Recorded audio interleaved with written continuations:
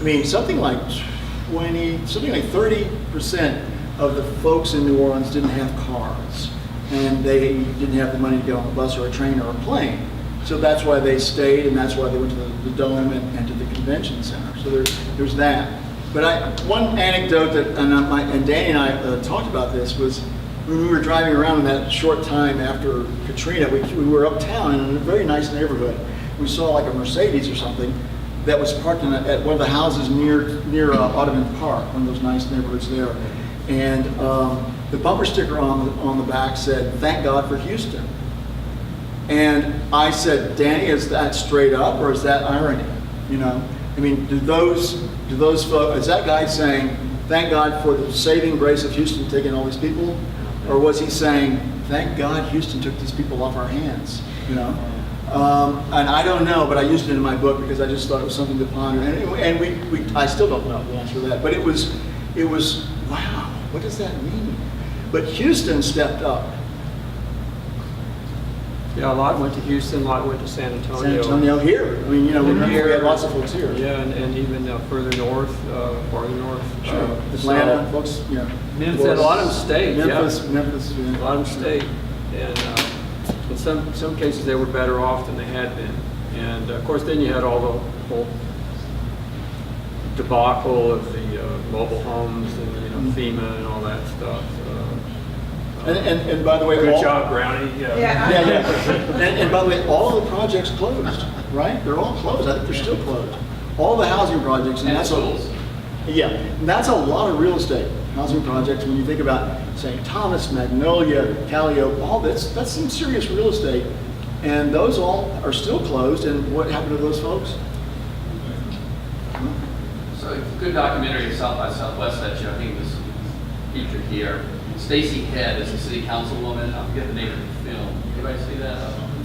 And it's about the politics of closing down all of the public housing projects and tearing them down and converting it into fairly nice community. Kind of like I was at Mueller with one of my cousins today, and Miller, and here in Austin. Kind of like trying to create that kind of environment. But the same problem. But the problem is that people can't live that.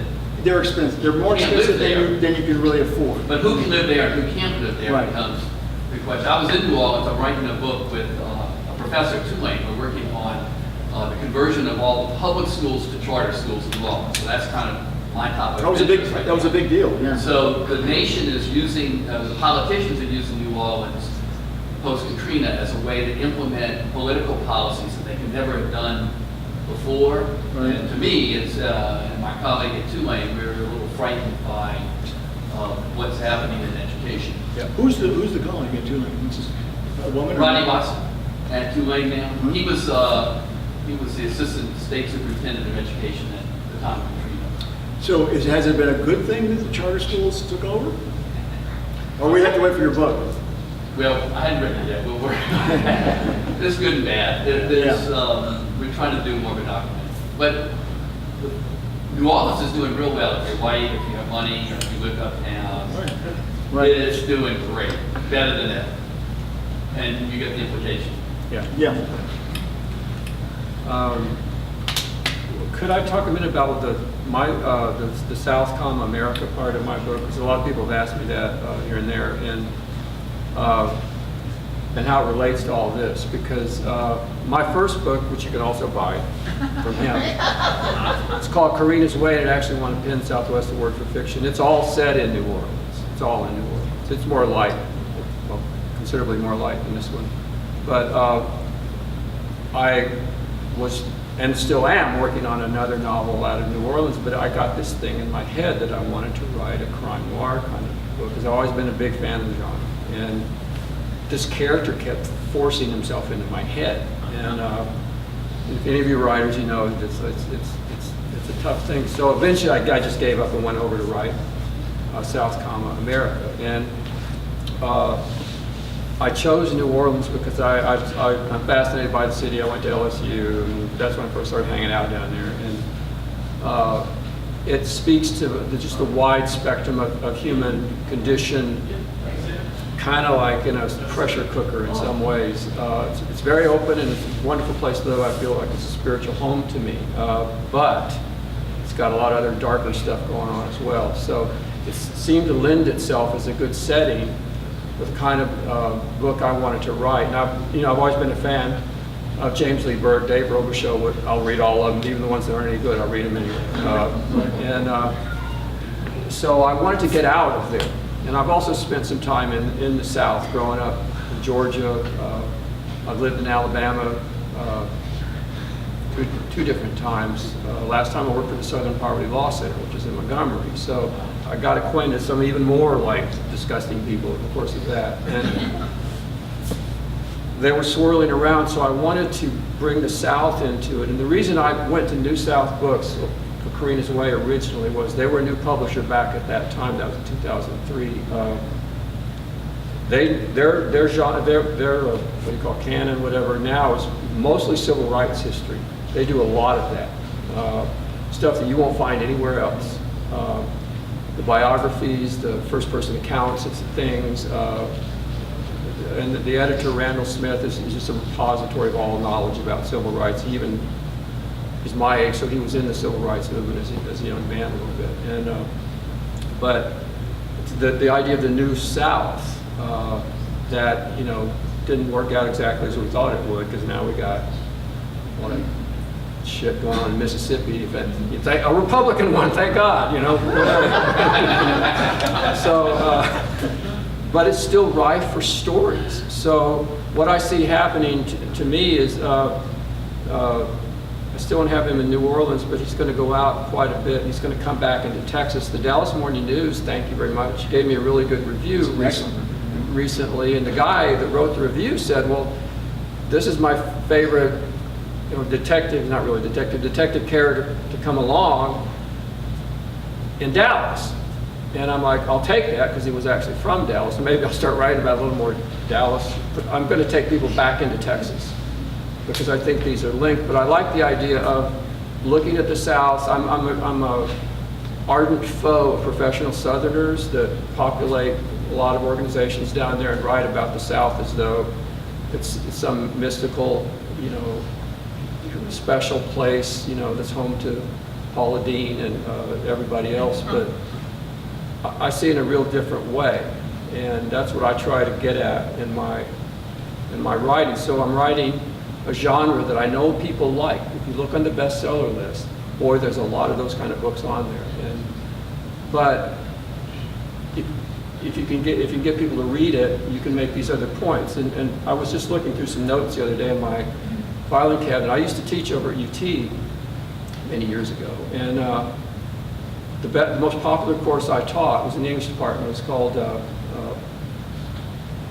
Tough Guys, Codes of Conduct in Spy and Detective Fiction.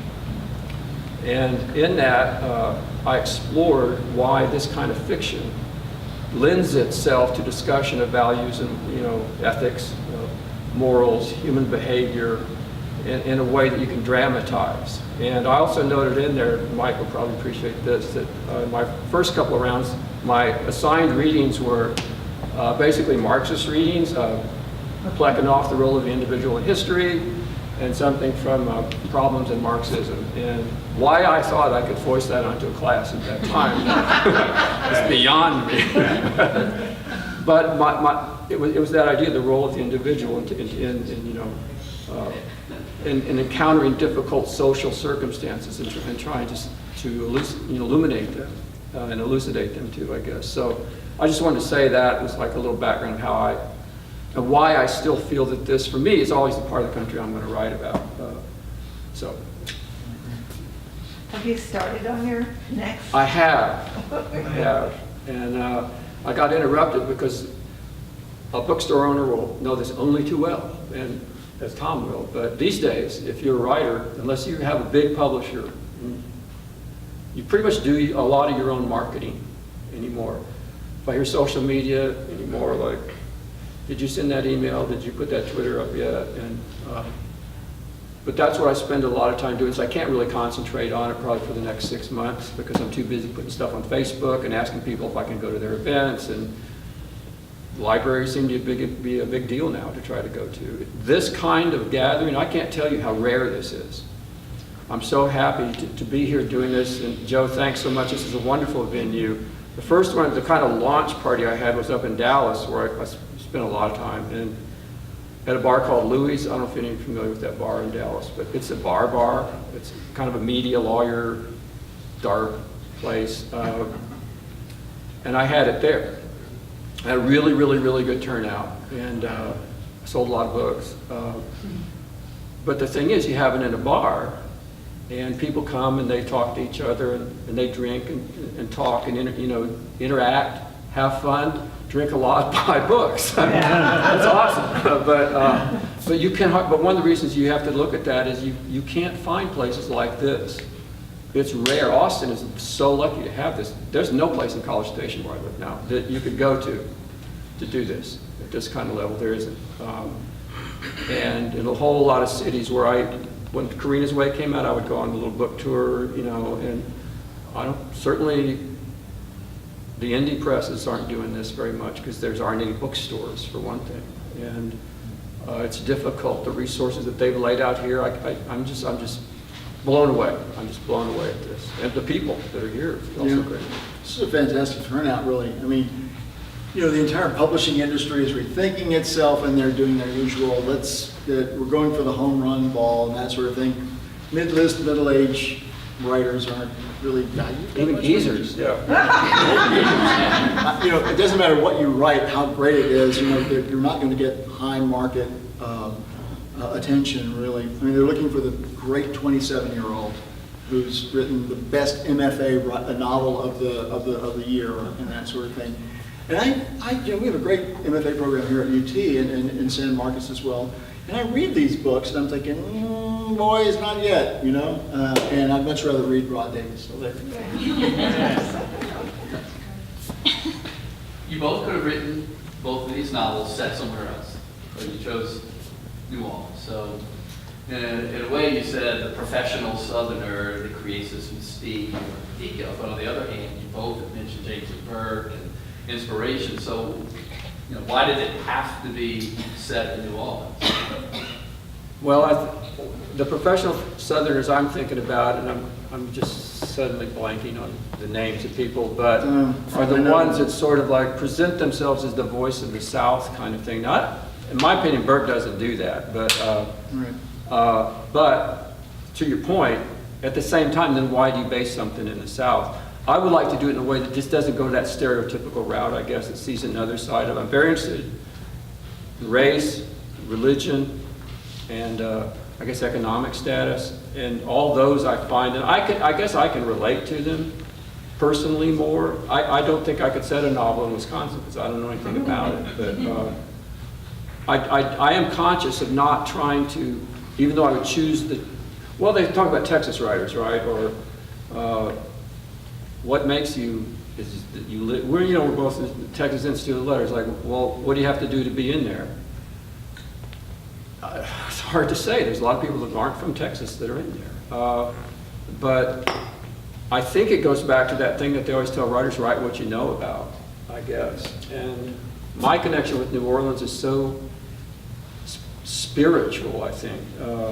And the first book I ever wrote was called American Voodoo, and I spent a lot of time talking to practitioners in New Orleans and then throughout the South. So I had kind of some revelations there about myself. I'm not a voodoo person, but a lot of spiritual revelations. And it's also just a damned interesting place, it just is. And, it's weird enough to be really, really... I don't know if that gets to what you were asking. Well, what did you have to do? Like you said, okay, you didn't want to follow the path of the professional Southern writer. What did you have to do internally as you were writing in the process to not fall into that trap? I think I tried to avoid as much as possible, and there may be places you can go in there and find it, but these kind of like sweeping Southern generalizations about things. Southerners are X, but yet show, what did I say, show not tell? I guess that's kind of what I was thinking, like try to capture the dialogue, the mannerisms, without saying that's what you're doing so much, and just hope that they look like real people who are in this place that influences them, but they're not kind of stereotype characters that I think I see in a lot of these kinds of settings, and it's a struggle. I mean, I'm aware of it all the time. Yeah. Yeah, on 2 occasions, I've been in the unfortunate position of being in the presence of professional Southern writers. One was at a Texas Book Festival, gala, black tie, and there was a woman named Julia something. Oh, that's the one I'm thinking of. Yeah, she's horrible. And she was at my table, or I was at her table. And and Bill Clinton was he was about to be impeached, okay? And it was that era. And Vanity Fair writer. Yeah. what's her? I can't remember. But anyway, she writes for Southern magazines, and she's on television. And she's got this mellifluous sort of lilting Southern, sort of drawl, and she writes about women who collect dolls and things like that, Southern dolls, and little. Those little long jockeys and things. She's just Or the horrible. upper classes, she can't see past the upper No, she's classes. horrible. And so I was there after about 3 or 4 drinks, and she said that Bill Clinton's whole problem was that his mother was a slut. Oh. And it made me crazy because I know how hard his mother worked.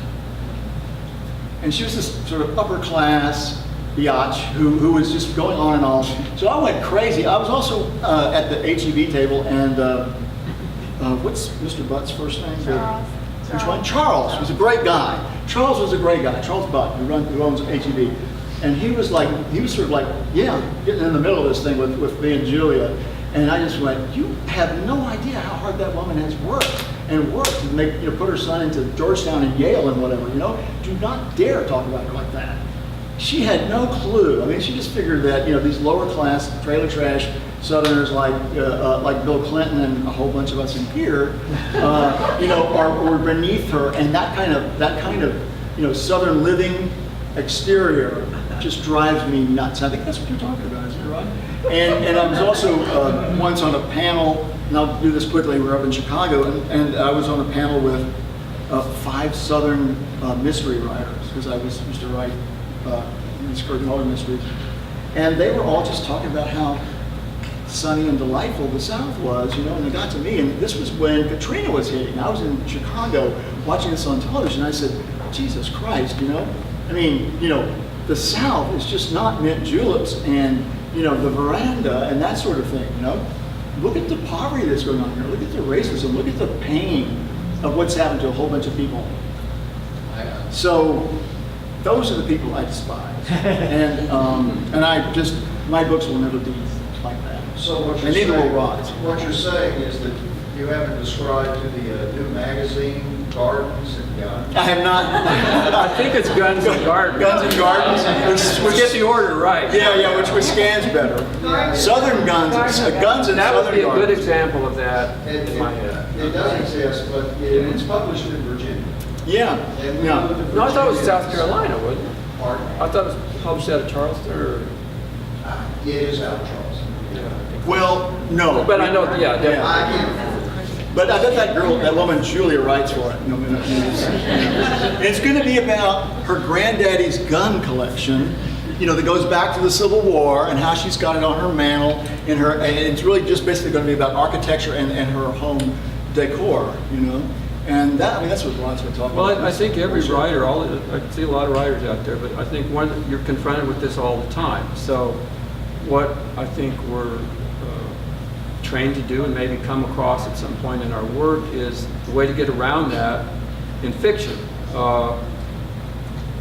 is you really try to pay attention to the individuals, the details, all that, and avoid a lot of this kind of more sweeping, generalizations about places. Just write what you know about a place you're really concentrating on, and it will carry out.